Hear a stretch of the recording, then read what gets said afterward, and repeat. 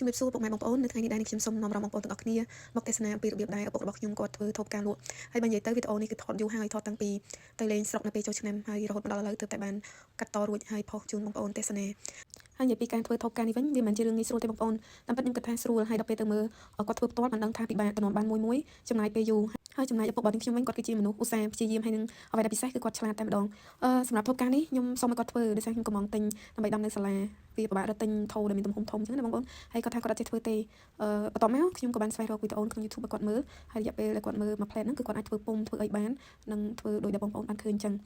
សម្រាប់ថូបការមួយនេះគឺគាត់ធ្វើស្ទើរតែមួយព្រឹកពេញបងប្អូនហើយគាត់បានប្រាប់ខ្ញុំថានៅពេលគាត់ធ្វើលើកទី1ថូដំបូងគឺគាត់ធ្វើអត់សូវបានស្អាតប៉ុន្តែក្រោយមកទៀតចាគាត់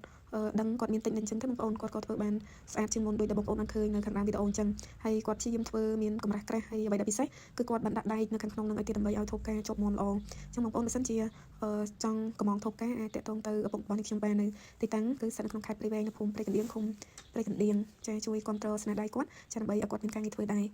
បាននិយាយទៅពុករបស់ខ្ញុំគាត់ចេះធ្វើច្រើនណាស់ហើយគាត់អត់ចេះទំនេរគាត់ចេះធ្វើក្រែឈើគាត់ចេះធ្វើចង្ក្រានណាបងប្អូនចង្ក្រានធ្វើពីស៊ីម៉ងចង្ក្រានដុតអស់ហ្នឹងហើយចង្ក្រានដុតកាមក៏គាត់ចេះធ្វើ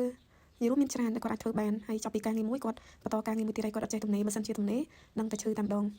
ហើយជីវិតរបស់ពុកខ្ញុំក្រៅពីជាកសិករគឺគាត់ជាជាងផ្ទះតាំងពីខ្ញុំកើតមកគឺខ្ញុំឃើញគាត់ជាជាងផ្ទះឈើហើយគាត់អាចធ្វើផ្ទះថ្មបានដែរខ្ញុំសួរគាត់ទៅថាគាត់ចេះមកពីណារៀនមកពីណាគាត់ថាគាត់អត់រៀនទេគឺគាត់ចេះខ្លួនឯងខ្ញុំអត់យល់ដែរខ្ញុំគិតថាបើសិនជាឪពុករបស់ខ្ញុំគាត់បានរៀនគាត់មិនធំលូតលាស់នៅសម័យខ្មែរក្រហមខ្ញុំគិតថាគាត់គឺបកាយខ្លាំងព្រោះគាត់អត់បានរៀនផងគាត់អាចធ្វើផ្ទះបានដូច្នេះវាមិនមែនជារឿងងាយស្រួលទេហើយនេះគឺជាវីដេអូទី1របស់នេះខ្ញុំហើយថតបង្ហាញអំពីគ្រួសារថតបង្ហាញអំពីឪពុករបស់នេះខ្ញុំធម្មតាខ្ញុំជាមនុស្សដែលអៀនខ្មាស់ច្រើនប៉ុន្តែមួយរយៈនេះខ្ញុំព្យាយាម